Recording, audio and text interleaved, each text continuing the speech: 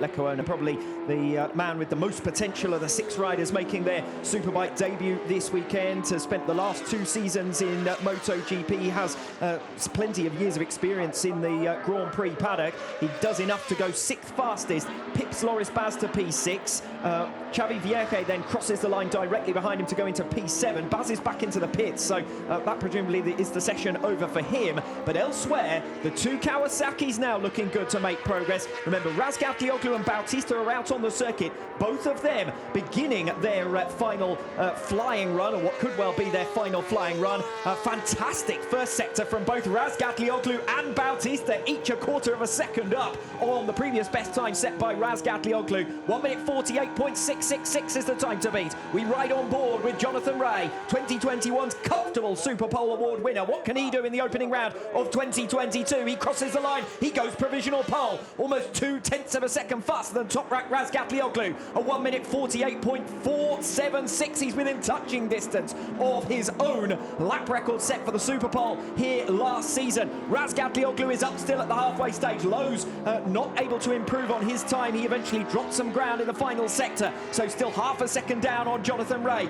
It's up to Razgatlioglu now and Bautista, and possibly Michael Ruben Rinaldi, who's lost a little bit of time through sectors 2 and 3. Bautista, though, has made up ground in sector 3, as perhaps you might expect. He's going to have a chance to make up more ground here. He's one of the lightest riders on the grid. Down the back straight and into 16 and 17 with an opportunity to make up time, but it's Razgatlioglu who's now the man to watch directly behind them, making his way towards the final 2 turns. It'll be Rinaldi, Bautista, and then Razgatlioglu of the big guns. Razgatlioglu taking slipstream from his teammate Andrea Locatelli. We cross the line with 1 minute 10 to go for Alvaro Bautista, provisional pole, 1:48.273. Razgatlioglu goes faster still, a 1 minute 48.267, a new lap record here at Motorland Aragon, provisional pole position, and I rather fancy that will be pole position. Game on in 2022.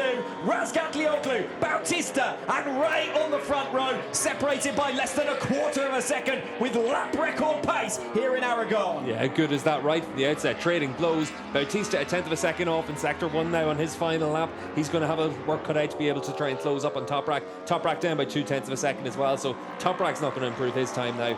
But unbelievable final couple of laps there from the favourites as well. We saw Rea, Bautista, Razgatlioglu fastest one after the other. Well, Jonathan Rea started the 2021 campaign with 8 consecutive pole positions. He's not going to start the 2022 campaign with pole. It's going to be top rack Razgatlioglu. Garrett Gerloff trying to get a little bit of a tow from Luca Myers in the latter stages of the session to see if he can improve his time. He fails to do so. 1.5 of a second slower than he's been before. He's down in 10th position. So many talking points in that Superpole, Steve. We were obviously concentrating on the top 3, and quite rightly so. Razgatlioglu, Bautista and Rea. Behind them, the 3 supporting riders of last season are right up there and well and truly in the mix. The second Ducati of Michael Ruben Rinaldi, the second Kawasaki of Alex Lowe's, and the second Yamaha of Andrea Locatelli on the second row of the grid. Then you've got the top Honda of Iker Lecuona on his debut, doing a good job for P7. And Ilya Mikhalczyk, the substitute rider, is the top BMW with P8. Axel Bassani rounds out your third row, and Garrett Gerloff completes your top 10.